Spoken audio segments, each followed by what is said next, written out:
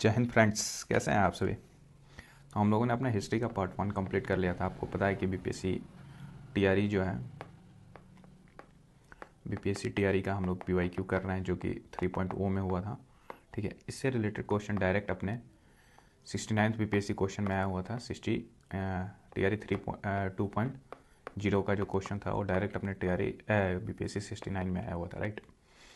सो हम लोग हिस्ट्री के जितने भी सीरीज हैं, क्लास 1 to 5, 6 to 8, 9, 10 एंड 11, 12, ठीक है, ये चारों सीरीज को हम लोग कंप्लीट करेंगे। इनके तो एक एक पेपर होंगे, ठीक है, बट इसके क्लास 11, 12 पे ज़्यादा पेपर होंगे। लाइक हिस्ट्री के अलग होंगे, ज्योग्राफी के अलग होंगे, केमिस्ट्री, फिजिक्स एंड बायो के अलग अलग होंगे, साथ में इकोनॉमी के अलग होंगे, ठीक है, ज्योग्राफी के अलग होंगे। तो हम लोग सबको 1 by 1 करके देखेंगे, राइट। तो जो अभी फर्स्ट है हमारा, वो क्या है, हिस्ट्री का। हमने पहला वीडियो डाल दिया था 11, 12 का, जो बीपीएससी 3.0 में हुआ था, ठीक है। इसमें क्वेश्चन नंबर 1 कितने, जो क्वेश्चन नंबर 41 टू, ये देखिए, question number 41 to question number 80 तक हमने ऑलरेडी वीडियो डाल चुके हैं, ठीक है। आई होप कि आपने देखा होगा एंड आपको यूज़फुल भी लगा होगा, ठीक है। 80 तक हम लोगों ने कंप्लीट कर चुके हैं। अब हमें 80 to 120 आज इसको फाइनल कर देना है with add on and all, ठीक है। आई होप कि आपको ये सीरीज़ अच्छा लग रहा होगा। डू लेट मी नो, ठीक है। So let's proceed. अभी क्वेश्चन नंबर 81 है। 81 क्वेश्चन क्या कह रहा है कि ऑन विच डेट जो जालियांवाला बाग मस्करा हुआ था, वो किस डेट को हुआ था। तो डेट पूछा है यहाँ पे, राइट। डेट तो देख रहे हो, इन्फॉर्मेशन आपको बीपीएससी अपने ट्रेंड के हिसाब से ही रख रहा है, ठीक है। तो क्या वो 10 अप्रैल को हुआ था? नहीं। 1919 तीनों ऑप्शन में है, ये भी ठीक है। अप्रैल में हुआ था, ये भी ठीक है। बट क्या वो 10th को हुआ था, 11th को, 12th को, मोर या नन? देखो, डेट एक से ज़्यादा हो नहीं सकता, तो डी ऑप्शन ऐसे ही है। बट जो हुआ था ना, वो बैसाखी के दिन हुआ था, ठीक है। जालियांवाला बाग मस्करा जो हुआ था वो बैसाखी के दिन हुआ था। और वो किस दिन था? वो 13 अप्रैल को था। 13 अप्रैल 1919 को जालियांवाला बाग मस्करा हुआ था, ठीक है। नेक्स्ट क्वेश्चन है कि 82 नंबर, राइट, कि कौन सा session, in which session did the Indian National Congress ने डिक्लेयर किया था attainment of complete independence as its गोल।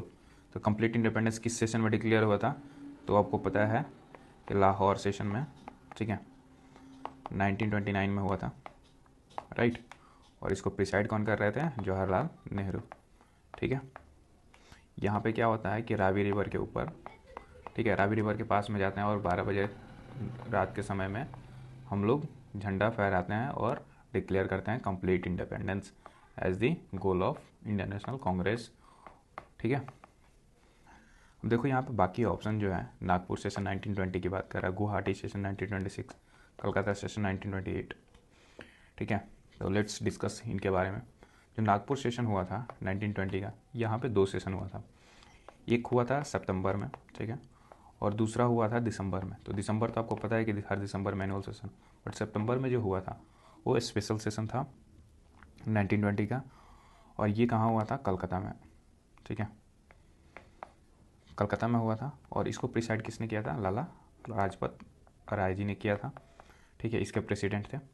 इसमें जो है ना, नॉन कोऑपरेशन मूवमेंट की जो बात है, नॉन कोऑपरेशन मूवमेंट की बात है, इसमें लाला लाजपत राय जी जो है वो उसको डिनाई कर देते हैं कि नहीं, वो सपोर्ट नहीं करते हैं लाला नॉन कोऑपरेशन मूवमेंट को, लाला लाजपत राय। फिर 2 महीने बाद, 3 महीने बाद जो दिसंबर में सेशन होता है, जो कि नागपुर में होता है, ठीक है, इसके प्रेसिडेंट कौन होता है? सी विजय राघवाचारी, ठीक है, सी विजय राघवाचारी, ठीक है। ये जो है नागपुर के प्रेसिडेंट होते हैं, नागपुर सेशन के 1920 के। और यहाँ पे लाला लाजपत राय जी ना, ठीक है, लाला लाजपत राय जी जो हैं वो नॉन कोऑपरेशन मूवमेंट को सपोर्ट करते हैं यहाँ पे, ठीक है। तो जब अपोज करने की बात होगी तो वो खुद के सेशन में अपोज करते हैं, बट जब सपोर्ट करते हैं उस टाइम पे प्रेसिडेंट कौन होता है? सी विजय राघवाचारी, ठीक है। तो इस सेशन में इंपॉर्टेंट यही है कि नॉन कोऑपरेशन मूवमेंट को एक ऑफिशियल रिकॉग्निशन दिया गया था कि अब वो स्टार्ट किया जा सकता है, ठीक है। Excuse me. नेक्स्ट जो ऑप्शन है, एक सेकेंड, नेक्स्ट ऑप्शन जो है बी, गुवाहाटी सेशन 1926, ये देखो आपको नया मिलेगा, ठीक है। तो पहली बात कि गुवाहाटी सेशन कब हुआ था, 1926 में हुआ था। इसमें इंपॉर्टेंट इवेंट क्या है कि इसके जो प्रेसिडेंट है, ठीक है, वो कौन होते हैं, एस श्रीनिवास अयंगार, ठीक है। ये जो है 41st सेशन होता है आईएनसी का, ठीक है, 1926 गुवाहाटी सेशन वाला आसाम में, ठीक है।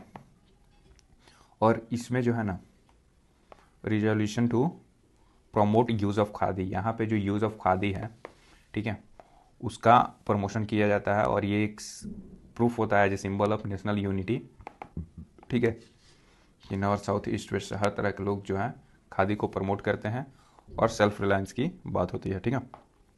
तो मेन इवेंट यही है कि खादी का प्रमोशन को प्रमोट किया जाता है इसमें, ठीक है। गुवाहाटी सेशन के चेयरमैन कौन होते हैं, एस श्रीनिवासन अयंगार, ठीक है। अब जो कलकत्ता सेशन है 1928 का, उसमें क्या होता है कि आपको पता है कि जो नेहरू रिपोर्ट है, ठीक है, नेहरू रिपोर्ट वो इसमें पास हो जाता है। नेहरू रिपोर्ट को कौन लाते हैं, मोतीलाल नेहरू जी, ठीक है। और इसी सेशन के 1928 सेशन के ये प्रेसिडेंट भी होते हैं मोतीलाल नेहरू जी, ठीक है। साथ में साथ ना 1928 में एक ऑर्गेनाइजेशन एस्टेब्लिश होती है जिसका नाम होता है ऑल इंडिया यूथ कांग्रेस, ठीक है। तो अगर क्वेश्चन पूछ दे कि all India youth Congress was established in which Congress session, तो आपको पता होना चाहिए 1928 के, ठीक है। नाउ नेक्स्ट हम लोग मूव करते हैं। आई होप काफ़ी सारा इन्फॉर्मेशन यहाँ से मिला होगा आपको।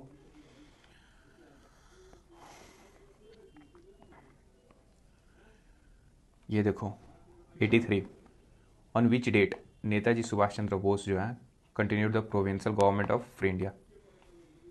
जो नेताजी सुभाष चंद्र बोस जो हैं उन्होंने जो प्रोविंशियल गवर्नमेंट एस्टेब्लिश किया था पहली बार ऑफ फ्री इंडिया का, कौन से डेट को किया था, ठीक है। तो वो था 21 अक्टूबर 1943, ईयर ध्यान रखिएगा 21 अक्टूबर 1943। और कहाँ पे हुआ था वो प्रोविंशियल गवर्नमेंट सेटअप, वो सिंगापुर में हुआ था, ठीक है। ये चीज़ याद रखिएगा। इसके अलावा जो 1943 में, अब आपको बताना है ये क्वेश्चन कि 1943 में जो वॉइसरॉय होते हैं, ठीक है, वो कौन होते हैं। क्वेश्चन अगर पूछ दे कि who was the viceroy when Netaji Subhash Chandra Bose constituted the provincial government of free India, ठीक है। तो पहले तो आपको टाइम पीरियड पता होना चाहिए, उस टाइम पे वॉइसरॉय कौन होते हैं। तो उस टाइम पे वॉइसरॉय होते हैं आर्किबाल्ड वेबल, ठीक है। और इनका जो टाइम पीरियड होता है 1 अक्टूबर 1943 से 21 फरवरी 1947 तक होता है, ठीक है। तो ये ध्यान रखिएगा। और आप देख सकते हैं कि 1 फरवरी 1943 को अगर वो आए थे तो 21 अक्टूबर इन्हीं में आता है ना, ठीक है। तो आर्किबेल्ड वेबल थे जो वॉइसरॉय थे during the establishment of provincial government of free India by Netaji Subhash Chandra Bose, ठीक है। तो ये काफ़ी इंपॉर्टेंट इन्फॉर्मेशन है, वो ध्यान रखिएगा, ठीक है। Let's move. Who was the prime minister of Britain at the time of India's independence. India's independence के टाइम पे जो प्राइम मिनिस्टर थे ब्रिटेन के, वो कौन थे। तो इंडिया इंडिपेंडेंस कब हुआ था, 15 अगस्त 1947, ठीक है। उस टाइम के प्राइम मिनिस्टर जो थे वो क्लेमेंट एटली थे और ये किस पार्टी से बिलोंग करते थे, लेबर पार्टी से बिलोंग करते थे, ठीक है। ये जो विंस्टन चर्चिल है ये प्राइम मिनिस्टर थे ड्यूरिंग क्विट इंडिया मोमेंट, ठीक है। Next, who is called the apostle of reformation. देखो यार यहाँ पे जो वर्ल्ड हिस्ट्री के भी 4-5 क्वेश्चन मिलेंगे, तो will directly answer the question and move on, ठीक है। हमारे लिए हार्डली इंपॉर्टेंट होगा ये, बट देख लेंगे। Who is called as the apostle of reformation, वो थे मार्टिन लूथर किंग, ठीक है। नेक्स्ट क्वेश्चन है 86 number, who led the Boston tea party. Boston tea party कौन लेड किए थे, वो थे सैमुअल सैडम। अगर इफ़ यू एग्री तो मैं इसका थोड़ा सा स्टोरी बता देता हूँ यार। बोस्टन टी पार्टी था ना, वहाँ पे देखो अमेरिकन रिवॉल्यूशन चल रहा था, ठीक है। और वहाँ पे एक शिप से जो ब्रिटिशर हैं वो टी भर के लाते हैं काफ़ी सारा, तो as a protest in the leadership of Samuel Adam, ठीक है। ये लोग क्या करते हैं कि शिप को ले जाते हैं, शिप को ही वो अन्य सी कोस्ट उसको पलट देते हैं। तो जो जितना भी इसमें टी होता है वो सारा समुद्र में गिर जाता है और उसी को नाम देते हैं बोस्टन टी पार्टी। वो बोस्टन नाम की जगह पे शिप को पलट देते हैं, ठीक है ये लोग, और सारे जो टी होता है वो चला जाता है समुद्र में, ठीक है। तो ये है, ये इवेंट कब हुआ था? 1773 में, ठीक है। और ये जो सैमुअल एडम है ना, इनको रिकॉग्नाइज किया जाता है as a sons of liberty. सी लिबर्टी के लिए काफ़ी लोग फाइट करते हैं, ठीक है, और उनमें से वन ऑफ द नेम होता है सैमुअल एडम, इसलिए इनको भी सन्स ऑफ लिबर्टी कहा जाता है, ठीक है। नेक्स्ट जो है, unification of Germany was completed by, जो जर्मनी है उसका यूनिफिकेशन किसके द्वारा कंप्लीट किया जाता है? वो था treaty of Frankfurt, right. Next question है, who represented France in the peace conference of Paris 1919? तो वो था Clement. Which country attacked naval base of United State of America at Pearl Harbor December 1941? तो वो था जापान, ठीक है। In England, the Representation of People Act 1918 granted right to women over what is who made a property qualification. Basically ये पूछ रहा है 1918 में जो रिप्रेजेंटेशन ऑफ पीपल एक्ट था इंग्लैंड में, ठीक है, वोमेंस को राइट, कितने साल के वोमेंस को राइट टू वोट दिया था, ठीक है, ये वोटिंग राइट दिया था। तो जिसके पास एक property who made a property qualification, right, तो वो ऑप्शन में से कोई नहीं था, none of the above answer होगा, बिकॉज जो एज था वो 30 साल के वोमेंस को राइट टू वोट की इन्होंने परमिशन दिया था, ठीक है। नेक्स्ट जो है, the noble class in Rome was called patrician, है ना। जो नेक्स्ट क्वेश्चन है 92 नंबर, कह रहा है कि in which country of Europe civil society was started soon after the renaissance? वो था Italy. Treaty of Shimonoseki was held after which war? तो था सीनो जापान वॉर 1894-1905 में, चाइना जापान के वॉर के बाद, ठीक है। 1904 नंबर, it was the duty of white man to civilise the uncivilise nation, who said it? तो ये था रुडयार्ड किपलिंग। 95 नंबर, यहाँ से फिर से इंडियन क्वेश्चन ऑलमोस्ट स्टार्ट हो गया है। कह रहे कि which Indian leader had great hand in the foundation of non alignment movement? जो नाम बोलते हैं जिसको, उसके फाउंडेशन में किस इंडियन लीडर का बहुत बड़ा हाथ था? तो वो थे अपने पहले प्राइम मिनिस्टर जवाहरलाल नेहरू जी, ठीक है। देखो नाम के बारे में थोड़ा सा जान लेते हैं।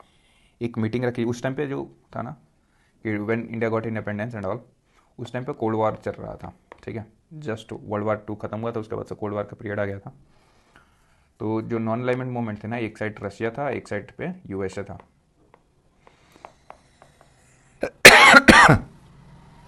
तो इंडिया ने और बाकी कुछ कंट्री को साथ में लेकर ये डिसाइड किए कि हम लोग किसी भी कंट्री की तरफ अलाइन नहीं होंगे, ठीक है।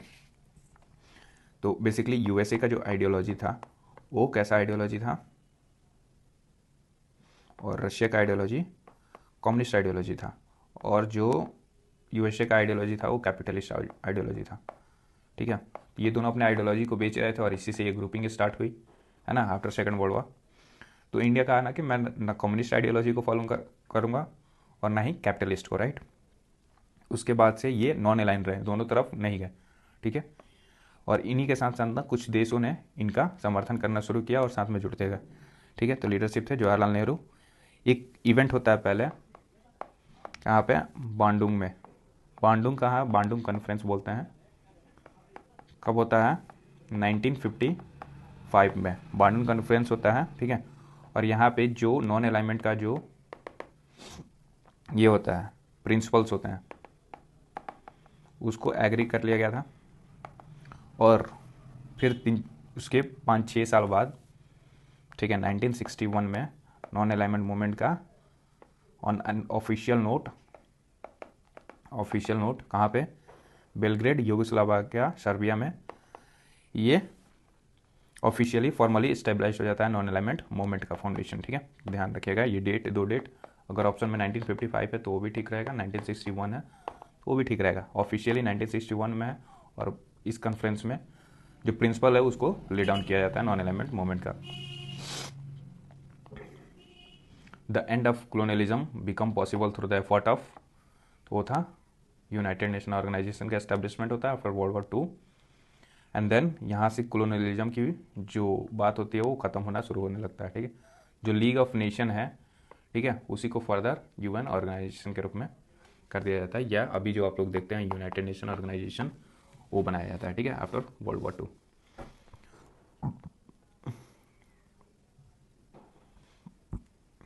और ये जो सियाटो है इसका फुल फॉर्म आप देख लो क्या है, कि South East Asia Treaty Organisation, ठीक है। The earliest part of prehistoric period is known as, तो जो अर्लीस्ट पार्ट है प्री हिस्टोरिक पीरियड का वो पैलियोलिथिक पीरियड। एक काम करो, ये सीक्वेंस में आप बताना कमेंट में कि सीक्वेंस क्या है, पहले पैलियोलिथिक आया, ठीक है, फिर मेसोलिथिक आया, फिर नियोलिथिक आया, सीक्वेंस इसका क्या है, मतलब कौन से है, ठीक है। उसमें एक चीज़ यहाँ पे वर्ड ब्रेक बता देता हूँ, ठीक है, याद रखना। पेलियो, पेलियो को जब ब्रेक करोगे तो प्री होता है, लिथिक मतलब स्टोन होता है, ठीक है, तो प्री स्टोन पीरियड है।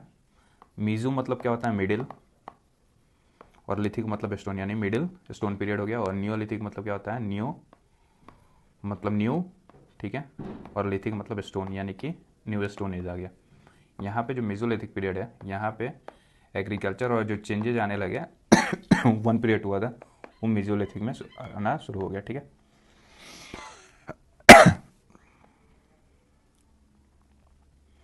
गला क्यों फंस रहा है। 98,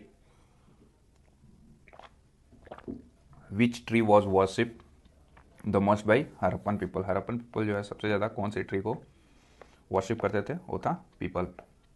आपको पता है कि हरप्पन पीरियड में गॉडेस का ज़्यादा कोई एविडेंस मिलता नहीं है, टेम्पल वम्पल का ये सब एविडेंस नहीं मिलता है, ठीक है।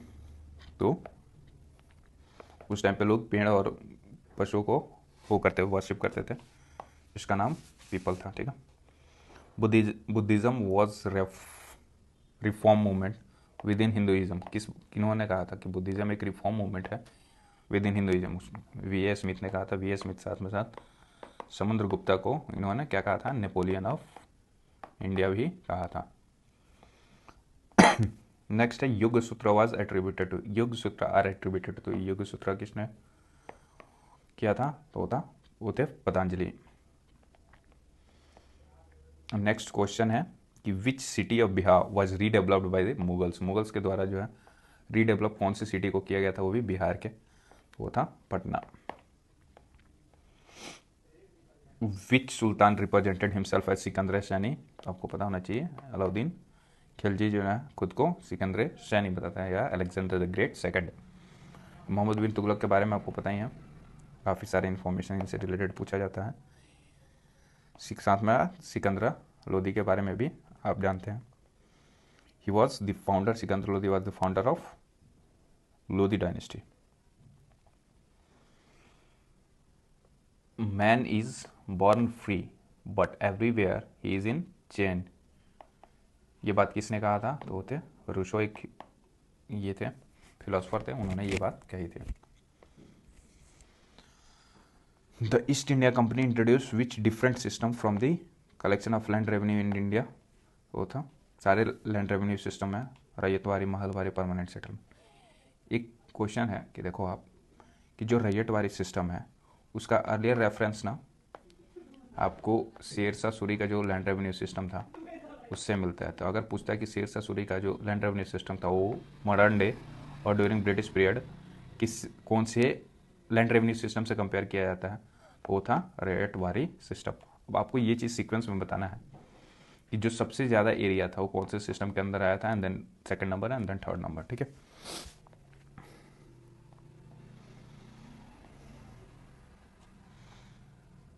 The commercialisation of Indian agriculture benefited the British capitalist class but not the Indian peasantry. इस बात किसने कहा था, तो वो थे आर.पी. दत्त, और उनको क्या कहा जाता है, रजनी पाल में दत्त, ठीक है।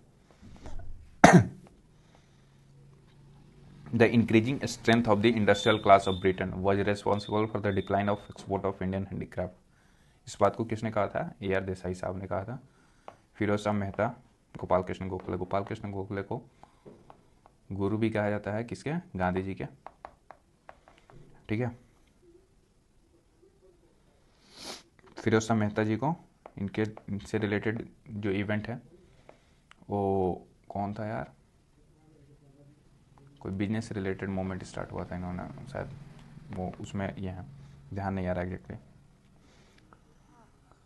जो 107 में 100 क्वेश्चन है वो क्या है कि revolt of 1857 was the first war of independence. ये बात किसने कही थी कि 1857 का जो युद्ध है हुआ था, रिवॉल्ट हुआ था, उसको वो फर्स्ट वॉर ऑफ इंडिपेंडेंस था।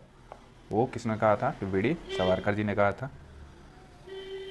RC मजुमदार और SM सेन का क्या ओपिनियन था इस बात पे, वो आप खुद नोट कर लीजिएगा, ठीक है, या फिर कमेंट में बता दीजिएगा। 108 नंबर क्वेश्चन जो है उसमें क्या है कि whose message to the youth of India was be strong as the and the fearless. Strong बनो और फियरलेस रहो, किसने कहा था? स्वामी विवेकानंद जी ने कहा था इस बात को। 109 नंबर किसने कहा था कि who organise a counter position of enlightened Hindus who were the supporter of burning right of sati. तो सती का काउंटर पेटिशन किसने किया था? राजा राम मोहन जी ने किया था। ठीक है, MG रानाडे और BM मालावारी के बारे में आप लोग देख लीजिएगा। BM मालावारी जी को कहा जाता है कि he supported the upliftment of backward classes and all. ठीक है, 110 नंबर जो क्वेश्चन है उसका क्या है कि who use the safety valve theory to attack the moderates in the Congress organisation. तो सेफ्टी वॉल्व थ्योरी जो कि आपके 69 BPC में भी ऑलरेडी पूछ चुका है उनके बारे में। तो वो कौन थे? लाला लाजपत राय जी। बदरुद्दीन तैयब जी का भी ऑप्शन है इसमें। ये जो है फर्स्ट मुस्लिम है टू बी INC के प्रेसिडेंट आपको बताना है कि कौन से सेशन में इन्होंने INC को प्रिसाइड किया था। ठीक है, WC बनर्जी जो है फर्स्ट INC प्रेसिडेंट के प्रेसिडेंट रहे हैं। ठीक है, जो 1985 में हुआ था।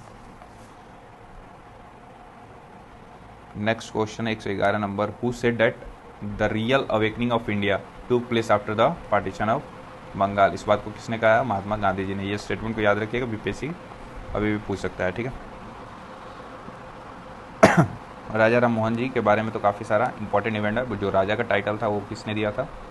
वो अकबर सेकंड ने इन्होंने राजा का टाइटल दिया था। इनका डेथ जो है 1930 में हो गया था, जब ये इंग्लैंड गए थे। कहाँ पे? ब्रिस्टल में। ठीक है, तो ये ध्यान रखिएगा।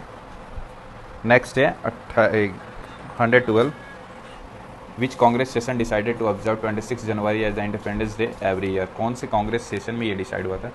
वो था लाहौर सेशन। ठीक है, 1929। इसके प्रेसिडेंट कौन थे? प्रेसिडेंट इनके जो है जवाहरलाल नेहरू जी थे, है ना। और कंप्लीट इंडिपेंडेंस की बात इसी में की गई थी, जो कि हम पीछे क्वेश्चन देख लिए। कराची सेशन जो है कब हुआ था? 1931 में। इनके प्रेसिडेंट कौन थे? सरदार वल्लभ भाई पटेल जी। वल्लभ भाई पटेल जी जो आयरन मैन ऑफ इंडिया हैं, है ना। और कराची सेशन में जो हमारे फंडामेंटल राइट रिलेटेड जो ये था, फंडामेंटल राइट रिलेटेड रिजोल्यूशन जो था, ठीक है, वो इसमें पास हो गया था। साथ में साथ नेशनल एक्सटेंशन सर्विसेज भी इसमें पास हुआ था। ये दोनों इवेंट जो है कराची सेशन से एसोसिएटेड है, फंडामेंटल राइट रिजोल्यूशन, साथ में साथ नेशनल एक्सटेंशन सर्विसेज। ठीक है, कलकत्ता सेशन 1928 में अभी हम लोगों ने देखा है कि नेहरू रिपोर्ट जो है वो पास हुआ था। मोतीलाल नेहरू जी इसको प्रिसाइड करते हैं। 113, हु ऑर्गेनाइज है violent underground movement to dislocate the British government. किसने ऑर्गेनाइज किया था? तो आपको पता है कि जयप्रकाश नारायण जी जो है नेपाल में जाकर बकरी का टापू है वहाँ से ऑर्गेनाइज करते हैं इवेंट अपना। साथ में साथ उनको सपोर्ट कौन करते हैं? राम मनोहर लोहिया जी और उन्हें असफ अली जी भी सपोर्ट करते हैं। तो ये मोर देन ये वो हो जाएगा। आपको कमेंट में बताना है कि जयप्रकाश नारायण जी जो हैं वो कौन से मूवमेंट को, अंडरग्राउंड मूवमेंट को स्टार्ट करते हैं, ये कमेंट में बताइएगा। ठीक है,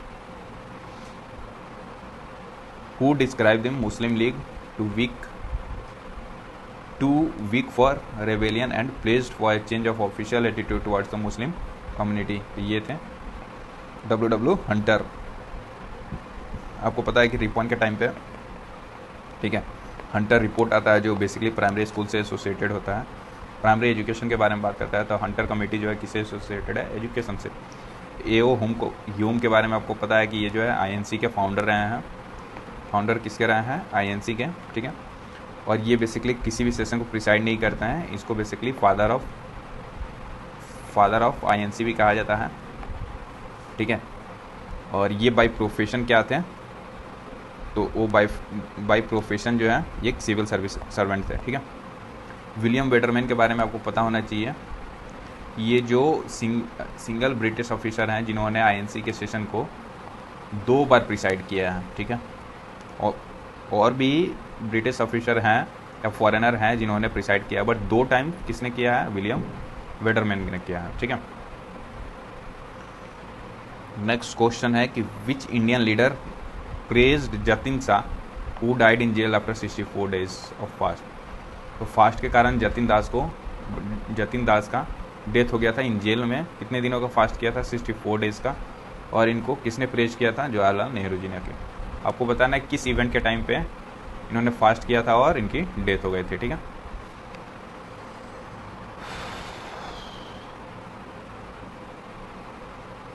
number 116 who assumed the command of the Indian National Army and gave it a famous cry Delhi चलो का नारा किसने दिया था, तो वो थे सुभाष चंद्र बोस जी ने। और ये नारा जो है उन्होंने कहाँ से दिया था, सिंगापुर में 1943 में, ठीक है।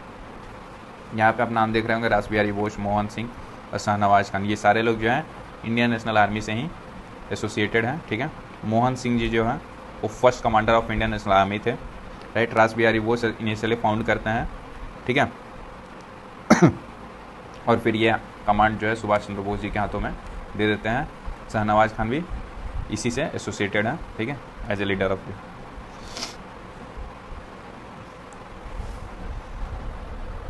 शाहनवाज खान जी जो है गुरबख्श सिंह ढिल्लोन एंड एक और थे, ठीक है। इन लोगों को जो फांसी होती है आईएनए ट्रायल में उस टाइम पे ये लोग शाहनवाज खान, गुरबख्श सिंह ढिल्लोन, ठीक है, who played an important role in the integration of Indian state within the Indian union. आपको पता है कि unity day, national unity day कब मनाया जाता है, 31 अक्टूबर को, जो कि 1-2 दिन पहले मनाया गया था, कल ही मनाया गया था, ठीक है। और national unity day on the name of Sardar Vallabhbhai Patel जी के बर्थ एनिवर्सरी पे मनाया जाता है, ठीक है। मौलाना अबुल कलाम आज़ाद के बारे में आपको पता है कि इन्होंने मैगजीन लिखी थी, कौन सी, अल हिलाल, ठीक है। और फर्स्ट एजुकेशन मिनिस्टर भी रहे हैं, सबसे लॉन्ग ड्यूरेशन तक आईएनसी के प्रेसिडेंट रहे हैं इन्होंने, ठीक है। और इसके अलावा जो मौलाना अबुल कलाम आज़ाद जी जो हैं वो यंगेस्ट आईएनसी के प्रेसिडेंट रहे हैं, ठीक है। जवाहरलाल नेहरू जी के बारे में तो आपको पता है, इंडिया के फर्स्ट प्रेसिडेंट रहे हैं, ठीक है। फर्स्ट प्राइम मिनिस्टर रहे हैं, प्रेसिडेंट बोल रहा हूँ, फर्स्ट प्राइम मिनिस्टर रहे हैं, ठीक है। ये 3 टर्म्स के लिए रहे हैं, ठीक है। जो नेक्स्ट क्वेश्चन है 118, the first 5-year plan 1951 to 56 किसके लिए डिवोटेड था, बेसिकली बेसिक चीज़ों के लिए डिवोटेड था, एग्रीकल्चर डेवलपमेंट के लिए, इंडस्ट्रियल ग्रोथ के लिए जो है सेकंड 5-year प्लान था, ठीक है। Increase in the national income, next further 5-year plan के बारे में इसमें इम्प्रूवमेंट दिखाया गया है, ठीक है।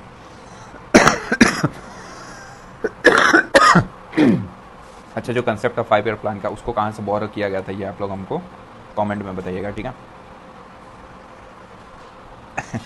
119 क्वेश्चन जो, how many countries took part in the first non alignment movement, alignment conference held at Belgrade. तो अभी आपको बताया था सर्बिया का कैपिटल था बेलग्रेड, नॉन अलाइनमेंट मूवमेंट के बारे में। फर्स्ट कॉन्फ्रेंस जो है after official establishment of non alignment movement, वो कहाँ पे हुआ था, 1961 में। वो कितने कंट्रीज़ में हुआ था, 25 कंट्रीज़ में हुआ था, ठीक है। How many countries took part, तो 25 कंट्री ने भाग लिया था। 120 का, the light has gone out of our life and there is a darkness everywhere, the father of the nation is no more. तो पहली बात जो है फादर ऑफ नेशन जो है, ये स्टेटमेंट किसका है, after the death of Gandhi ji, ये तो जवाहरलाल नेहरू जी जो है एड्रेस करते हैं, ठीक है। और उनको as a father of nation कहा जाता है, साथ में साथ ये स्टेटमेंट जो है जवाहरलाल नेहरू जी का है, ठीक है। चलो फिर आज अपना ये कंप्लीट होता है क्लास 11-12 का कौन सा TRE 3.0 के हिस्ट्री का। ठीक है, अगर आपको ये वीडियो अच्छा लगता है, ये कंटेंट अच्छा लगता है, इन्फॉर्मेशन, तो आप कमेंट कीजिएगा कि नेक्स्ट सब्जेक्ट कौन सा